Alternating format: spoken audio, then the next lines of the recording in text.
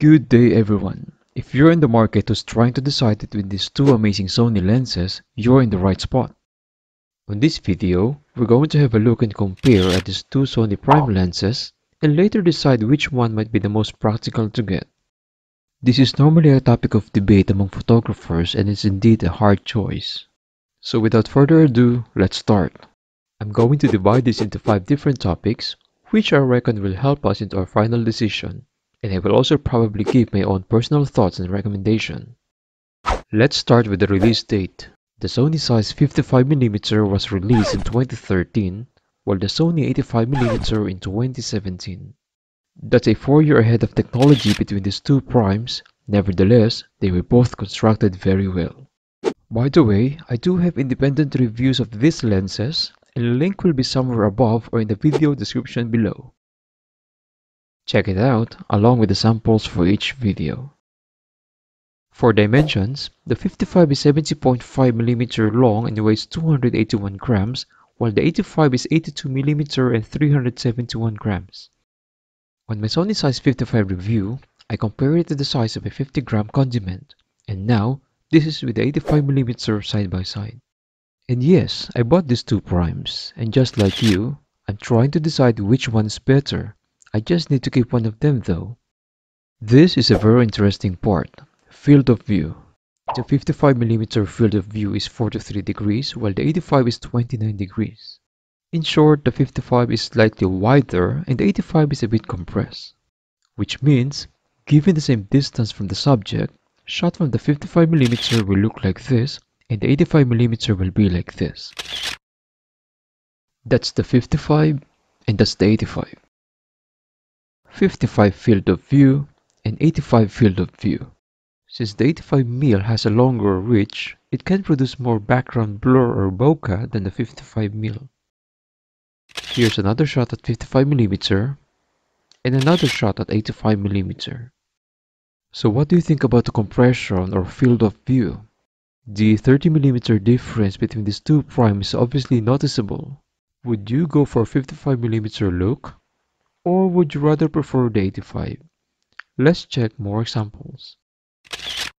By the way, these photos were shot using a Sony a7 Mark III, a full-frame mirrorless camera. I also have to mention about the minimum focus distance between these two lenses. To be able to focus properly and to get the sharpest photo, you have to be at least 1.64 feet using a 55mm and 2.62 feet using an 85mm. But your distance from the subject will still depend on your location. Next up, build quality. The Zeiss 55 is all made of metal except for the caps, and the 85 is mostly made of plastic and metal, but with a switch and a programmable button. Even the lens hood of the 55 is metal and the 85 is plastic, but both of them perfectly complements the Sony a7 III. It's also important to note that both of them were designed to be dust and moisture resistant, even though they don't have a rear rubber gasket. Both the Tamron 17-28 and 28-75 that I reviewed here have that feature. Probably slight rain won't do any harm, but we'll see. And now for the price. You'll be surprised to know that the old 55 is more expensive than the 85. It's probably due to its overall metal construction and internal elements. Before we go to the final decision, and if you find yourself enjoying this content, you might consider subscribing to support this channel. Now for my personal final decision. As I have stated earlier, this is a hard choice. I both like this lens but I just need to keep one of them. So after considering those topics, I had decided to just keep the 55mm. For me, this is a good choice, and don't get me wrong, the 85 is amazing just by looking at these shots. But the 55 won for versatility. And I normally shoot indoor events, so if I need more reach, I will just use the Super 35 mode, which will convert this 55 into an 83mm lens. So with the type of photography that I do, it has to be 55 instead of 85.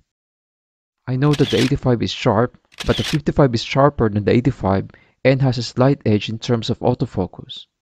And it's also joyful to use due to its compact size and weight. Indoor and outdoor, the 55 will not also be too limiting for me, and if I ever need to go wider, I switch to Tamron 17 to 28.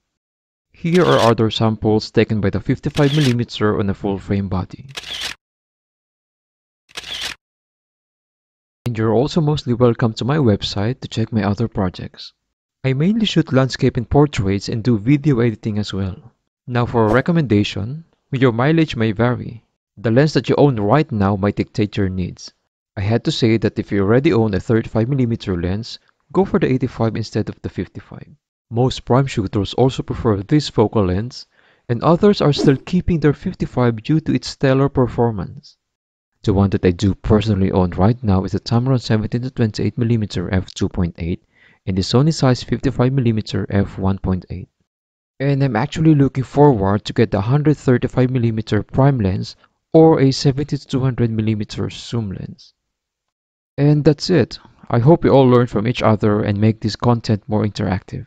Please let me know in the comment section your thoughts and recommendations too. If this video had helped you, please don't forget to like, share, or subscribe as well. Thank you, you guys are awesome.